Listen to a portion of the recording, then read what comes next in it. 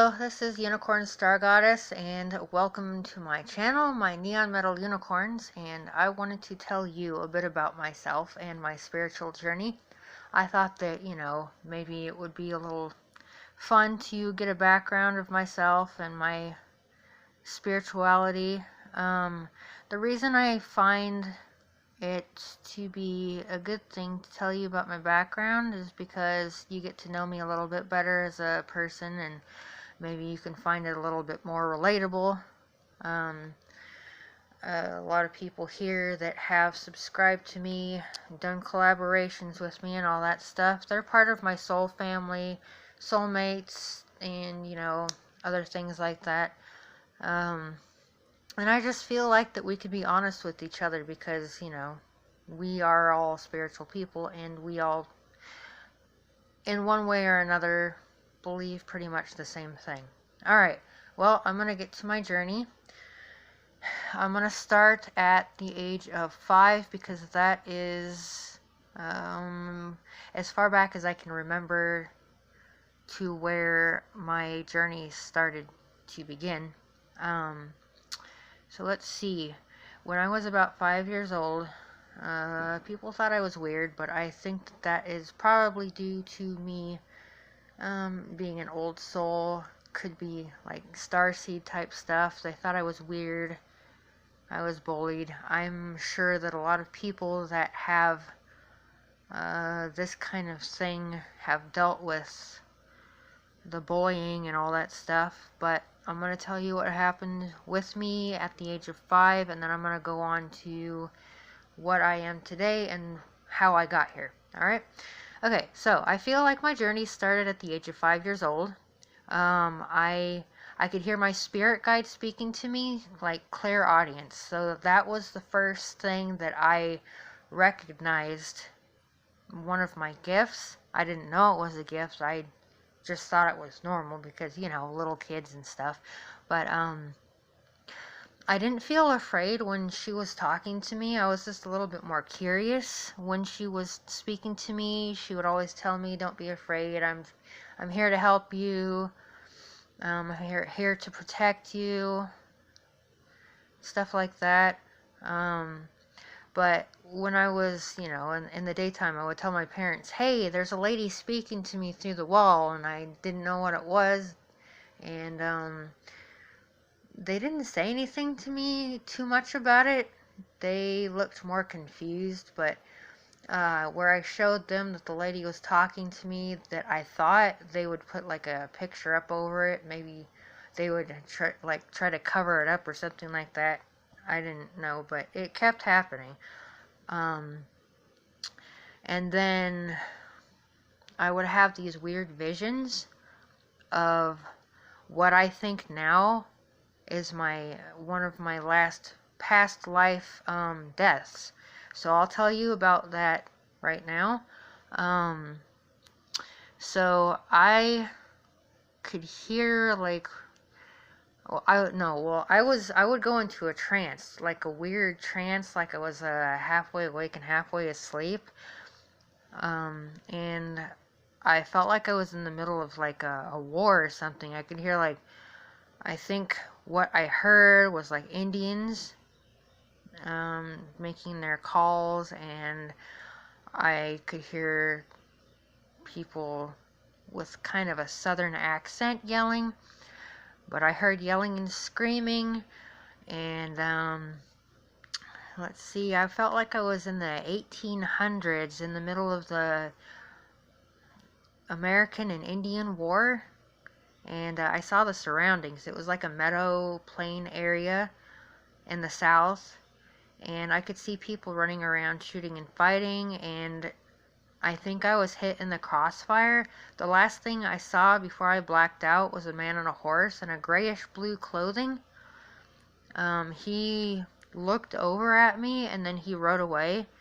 And I had these visions almost every single night, and it was kind of weird to me, but I don't know. I didn't know what it was, and it's just something I remember from when I was 5 years old. But now that I think about it, yes, I think it was a past life death that I had.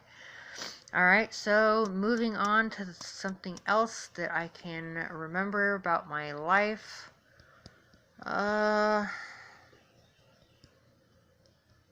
So yeah, I was the weird kid in school. I would always be made fun of. I never understood why people were always so, mean to each other and all that. I didn't feel like I belonged anywhere.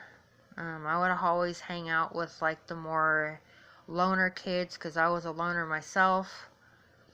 I mean, people were nice to me, but, they weren't really my friends. They were more like acquaintances and just, people I knew from, like, friends of friends and all that stuff.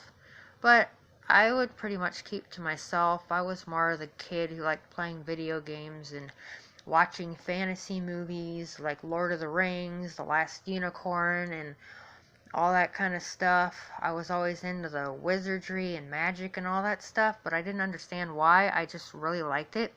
My favorite Disney movie is the Black Cauldron. I always liked watching the Beetlejuice cartoons and the movie Beetlejuice. So I was always into the magic and all that stuff, and I found it fascinating even as a kid. So when I played outside by myself in my backyard, I would always pretend that there were, like, different beings and stuff with me, and I would, pretend to talk to them. I don't know, maybe I was really talking to them, but that's what happened there. So yeah, I still enjoy those types of movies and all that stuff, but I understand now why I enjoyed it. Let's see. And I think maybe I enjoyed The Last Unicorn because the unicorn is actually one of my spirit animals. And what the unicorn represents is purity, wisdom, and, I guess being an elemental soul, which I think that I am partly. Let's see, what else? See if I can remember. Spirits have actually always been attracted to me because people have actually told me that I have a very strong light. The last time I asked, somebody had told me that my crown and third eye chakra are so bright that I light up like a Christmas tree in July. I've always remembered that person saying that, and I understand why the spirits are always attracted, to come towards me. So I have to get, like, lots of crystals and use protection type stuff because I'm actually an empath and I absorb a lot of the negative energy, and I can't be doing that if I'm going to be, doing this kind of work, which is something that I actually enjoy doing. So, let's see.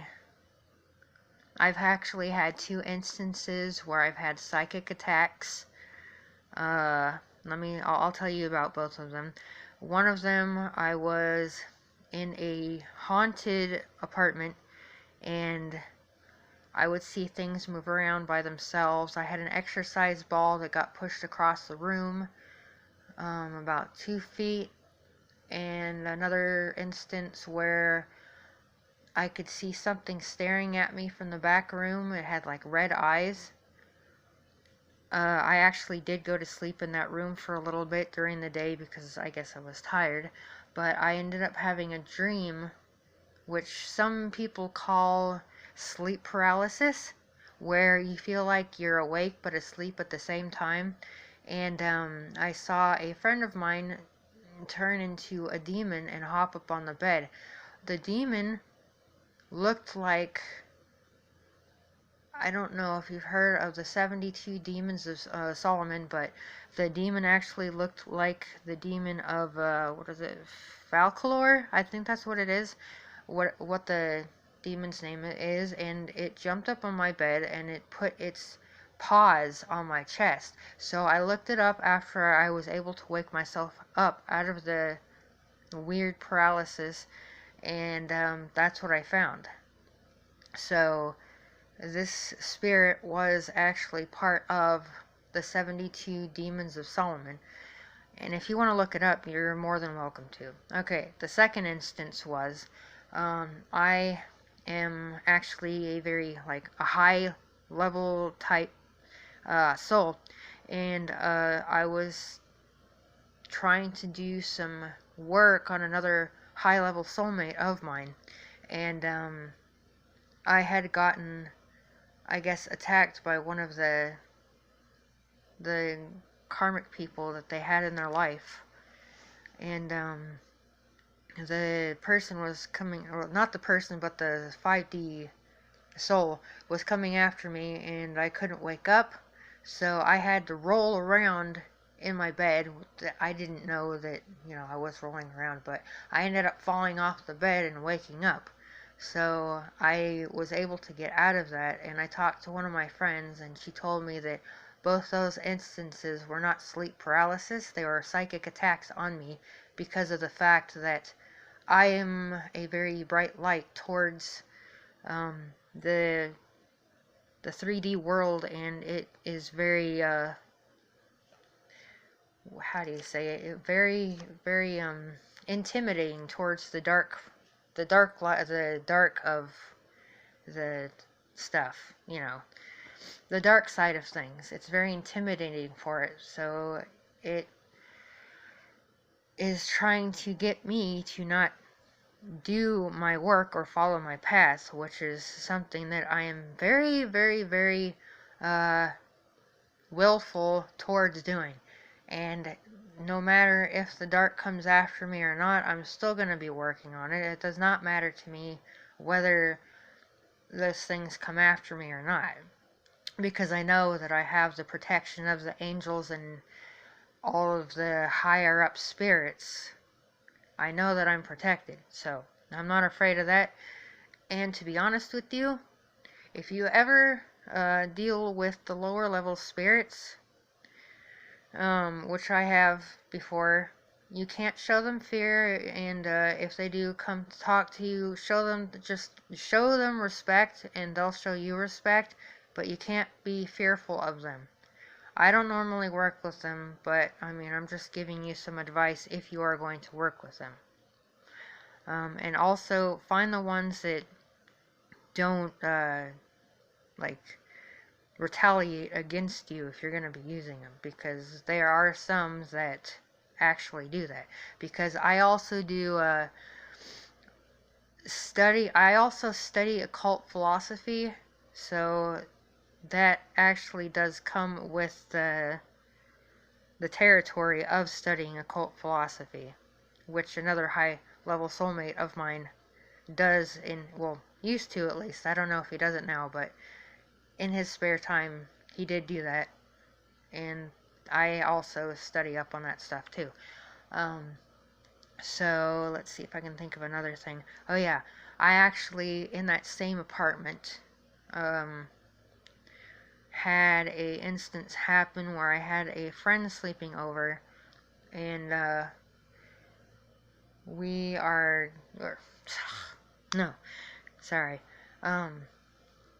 and I had an instance happen over at my old apartment that was haunted. My friend was sleeping on a couch next to the blinds, and they're not like the blinds that have the little strings on them and stuff and come down like normally or whatever, because it was like a really big window. It was like one of those things that have like the big plastic long white things that come down off the little holders or whatever. But I had felt that there was something inside the living room, and she was laying down, and all of a sudden the curtains started moving like kind of a wave, and I said, "Hey, there's something in here and it's coming your way." So she sat up, and then all of a sudden she felt a really shock feeling go inside of her chest. So I'm guessing that whatever was in there went inside of her, and she felt it, and she hasn't been feeling the best ever since that happened. And actually, right after it happened, I heard dogs howling and barking. So that was really weird. But yes, that apartment is haunted. Let's see. I actually do live across from it now because I had to move to a studio apartment because the 2-bedroom was, getting too expensive. But, yeah, so it seems like a lot of people that live over in that particular apartment always seem to have problems and they move out of it. Just a few nights ago, there was a girl who was living in that apartment, and some people came over and started beating her up, including someone that she was living with. So I'm guessing that whatever is in there caused that to happen. And a lady came over and started beating on her and potentially stabbed her in the back. But she got taken away by the cops. The lady that got hurt got taken to the hospital, so hopefully she's okay. But yeah, that apartment is not cool. I do not ever want to go back to that apartment again. No, thank you. Let's see if I can think of anything else. I've also had times where I've had, like spiritual helpers that, kind of like you give it, like energy type stuff, like incense, or give it food or something like that, and it brings you the things that you want. Like you give it gifts, it gives you back stuff or whatever. I found it helpful for a little while, but then I don't think that they were working out too well for me, because I had to use some spirit releasement therapy on myself maybe 6 months ago or so, or maybe a little bit less,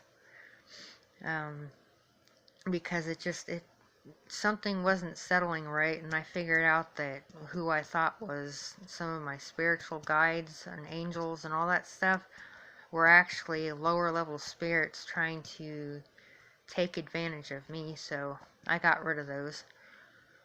Let's see, what else? So yeah, I've had to let some people go during my life because of me doing my growth and them not wanting to wake up spiritually.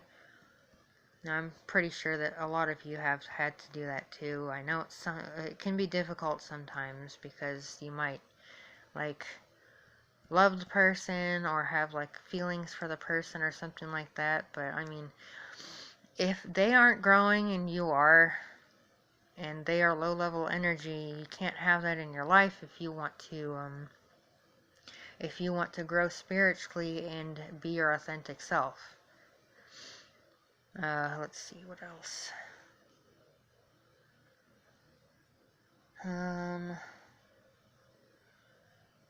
So I actually have learned over the past 2 years or so, after a fallout with one of my friends, I've learned Reiki, the Usui Reiki, and Kundalini Reiki. I've learned how to balance and open my chakras, which they are all balanced and open now. Let's see, I've learned how to do spirit releasement therapy. I've learned how to do past life regression and therapy. Let's see what else. I've learned how to read tarot cards, which I've been actually doing since 2016. Let's see what else. I've learned how to do pendulum readings. I've learned how to channel letters and channel cards, and I actually have oracle cards that I've made. Let's see what else. I've learned how to do energy readings from pictures. I can like get messages from pictures and all that stuff. Let's see what else. I can also remember more dreams that I have when I go into the astral plane of different people. I can tell what kind of contracts I have with those people.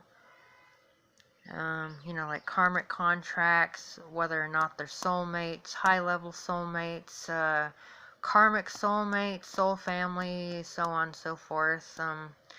Let's see, what else? And I can also feel vibes from people, whether or not they're on the internet or if they're in real life. So that makes me very picky about the people that I let into my life. And it's not because I'm trying to judge someone. It's because I can feel the energy from this person, whether or not they are either high or low level energy. And if they're low level energy, I can't have them in my life. It drains me too much, and I feel like they're, not to be mean, but energy vampires.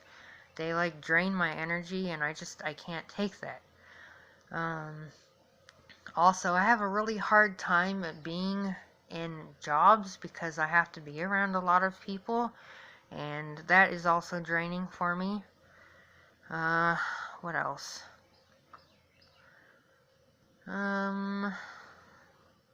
Anything else from my life?